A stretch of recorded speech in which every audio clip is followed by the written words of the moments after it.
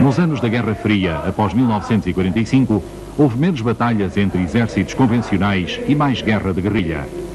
Esta é a história de 3 dessas lutas, das ideias que as fomentaram e do impacto que tiveram nas vidas daqueles que se viram envolvidos nessas lutas.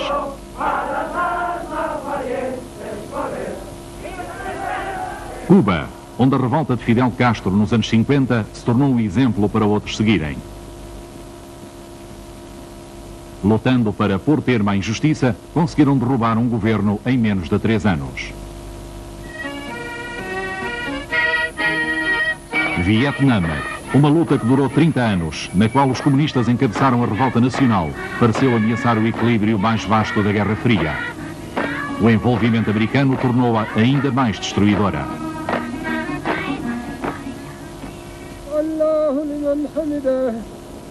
E o Afeganistão, onde os guerrilheiros enfrentaram um exército moderno numa disputa que em muitos aspectos espelhava o Vietnã. Só que os rebeldes afegãos lutavam pelo Islão fundamentalista e não pelo comunismo.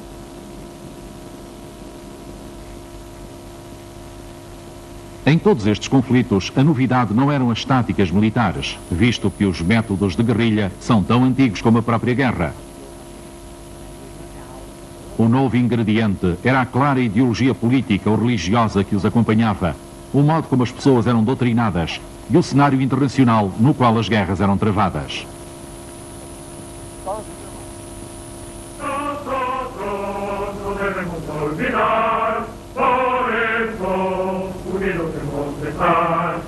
Uma ilha das Caraíbas deu uma demonstração clássica de como os fortes podem ser derrubados pelos fracos. O que aconteceu em Cuba tornou-se lenda. Em 1956, um grupo de exilados zarpou do México em direção a Cuba num pequeno barco chamado Avó, com a intenção de derrubar o ditador.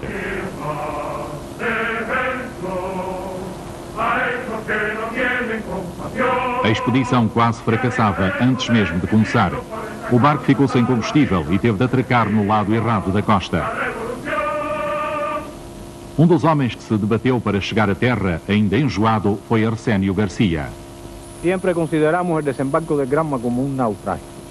Realmente fue un naufragio, aunque no se hundió totalmente, por la profundidad de este lugar. En esa forma nosotros pudimos tocar la tierra, la tierra.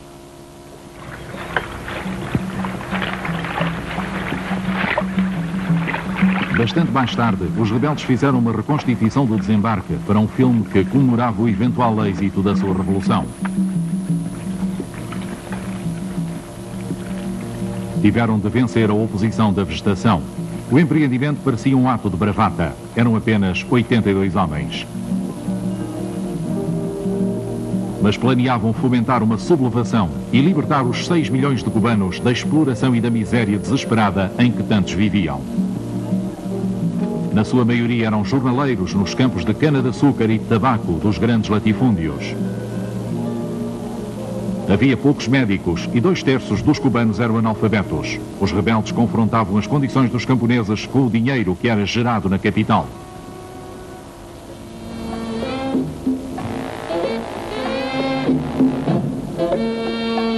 Apenas a 150 quilómetros da costa dos Estados Unidos, Havana era um centro de recreio para turistas americanos. Os casinos eram controlados pela máfia. Muitos dos lucros do jogo e da prostituição eram desviados para os generais que dominavam o país com um exército de 46 mil homens, sob a chefia do presidente Batista.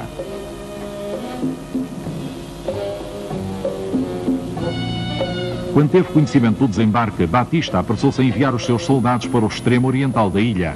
Estava confiante, pois a proporção era de 500 soldados por cada rebelde. Apesar das suas tropas estarem equipadas com armas modernas, passara muito tempo desde a última vez que alguns oficiais as tinham usado.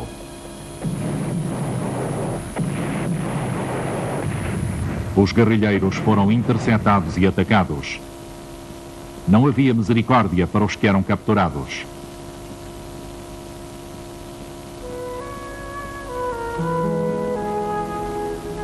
Mas Fidel Castro, com um dos seus comandantes, Che Guevara, e outros 20 sobreviventes, conseguiram escapar para a Sierra Maestra.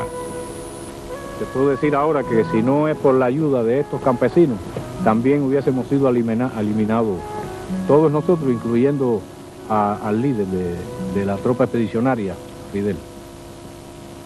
Y ahí empezó caí en manos de la cadena de campesinos que voluntariamente empezaron a ayudarnos y a indicarnos los caminos, a sacarnos de las emboscadas. Castro prometeu aos camponeses terras e justiça social, mas tentou também ganhar a simpatia do povo americano, convidando jornalistas estrangeiros a visitar o seu acampamento.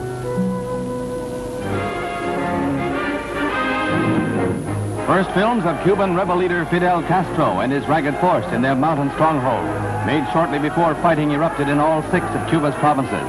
This is the band, numbered at about 1,000, that for 16 months has held out in the rugged Sierra Maestra mountains near the island's eastern tip. Ill-supplied, they make many of their weapons in crude jungle workshops. Mines and grenades made here have proved as unreliable as they are makeshift. One of Castro's most potent weapons has been the mimeograph. Pronouncements and propaganda have circulated throughout Cuba by pamphlets and by radio, despite secret police efforts to stamp out the underground. There are thousands of men who would gladly join us, but at this time we cannot accept most of them because we lack arms. But we hope to get that arms from Batista's soldiers themselves. This is only the beginning. The last battle will be fought in the capital. You can be sure.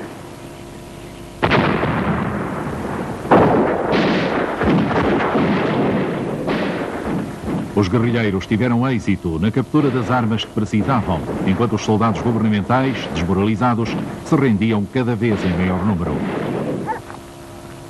No final de 1958, os combates tinham chegado aos arredores da capital. Esta foi uma guerra na qual não houve interferência de outros países. Batista fugiu, enquanto os seus apoiantes eram aprisionados.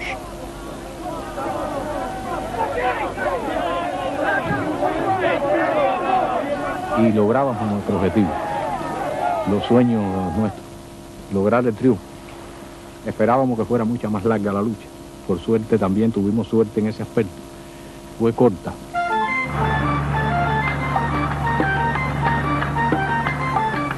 No dia em que os guerrilheiros entraram em Havana, Alberto León, um mecânico que se juntara a eles nas montanhas, acompanhava Castro.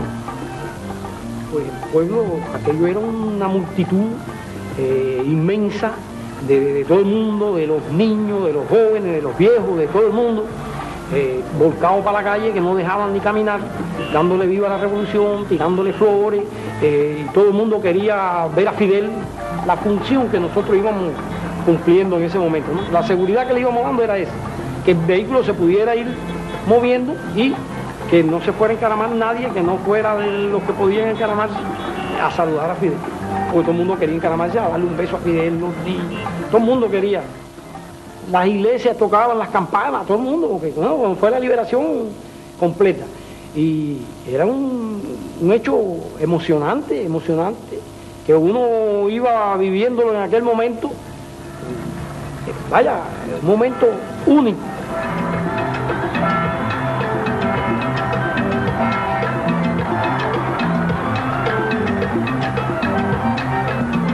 A rapidez da vitória e a sua escala causaram grande entusiasmo na América do Sul e alarme nos Estados Unidos.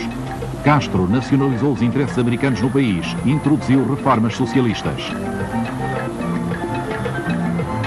Washington concluiu que tinha agora um regime comunista à porta de casa. Os cubanos aumentaram esses receios ao encorajar outros a fazer revoluções. Che Guevara mostrou-lhes como fazê-lo, descrevendo como uma guerra poderia ser lançada por um pequeno grupo de ativistas. Mas quando se preparava para começar uma guerra popular na Bolívia, as suas próprias teorias fracassaram. Foi capturado e morto.